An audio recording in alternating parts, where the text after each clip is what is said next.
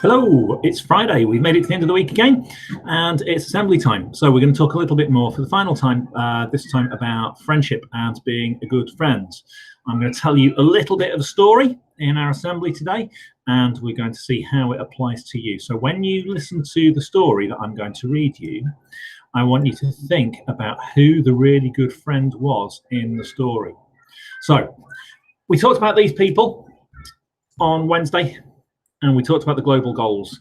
See if you can remember which global goals are really important when we talk about friendship. What can you remember? Tell your teacher.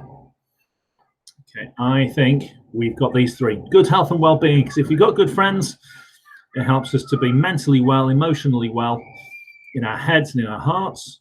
Reduced inequalities, because it doesn't matter who our friends are, whether they identify as boys or girls, whether they've got two legs or one leg, whether they're a different coloured skin to us, or a different religion to us, or a different gender identity to us. It just doesn't matter. And that makes the world a more peaceful place. So we're going to see if this story that I've got for you today is a story where the world is a peaceful place. The fox, the tortoise, and the leopard.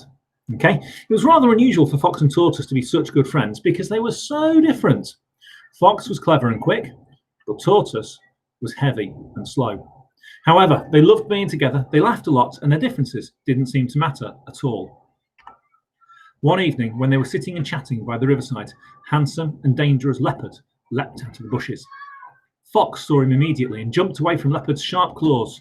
Poor old Tortoise was too slow, so he just pulled his head into his lumpy shell and hoped for the best. So you can see on the screen there, Tortoise can pull his head, can retract it right the way back into that hard shell, and that's his defense mechanism, so it stops him from being eaten by predators. Okay, so he will be able to pull his head right back into his shell.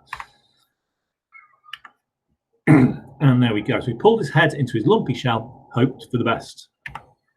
Leopard was hungry, so he scooped Tortoise into his paws and started scratching at the shell. And inside, Tortoise shuddered, and outside, hiding behind a tree, Fox shuddered too. So there you go. You can see the tortoise with his head inside the shell. And then Leopard started gnawing away at Tortoise's shell until he heard Fox shouting at him, "Stop, Leopard! You're doing that all wrong. I'm an expert at this sort of thing. That's not how to eat tortoise." Well, how strange. Oh no, thought Tortoise. Is my friend really going to tell Leopard how to eat me? Before you can eat Tortoise, you need to soften his shell, continued Fox. So just throw Tortoise into the river, and the water will make his shell softer. Poor Tortoise is a bit scared. What does he think his friend is saying? And although Leopard was handsome and dangerous, he wasn't very clever. So he did exactly as Fox told him to, and threw Tortoise into the river.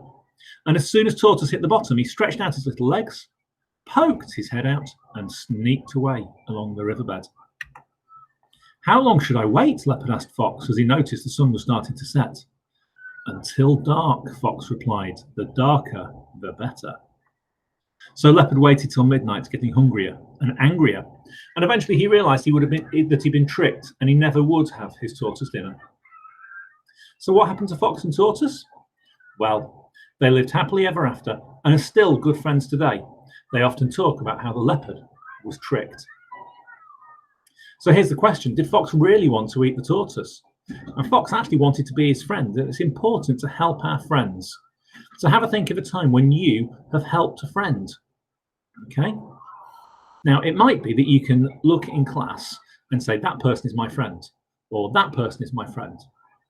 But actually what's really important, or what kind of links to our assembly from last week, is about not just saying, I help my friends, but saying, I help anybody.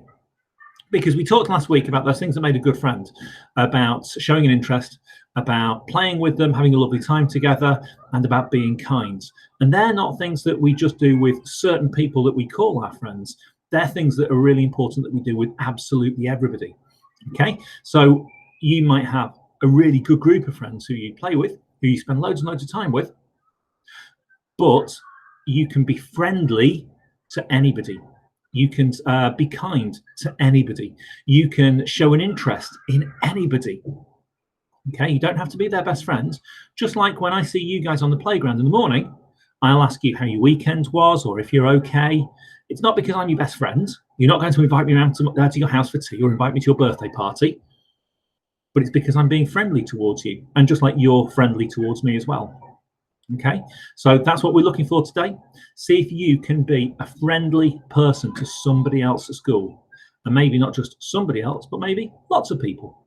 Okay, have a really good time being a good friend, because when you are like that, it makes you feel good inside too. And I'll see you around school. Bye bye.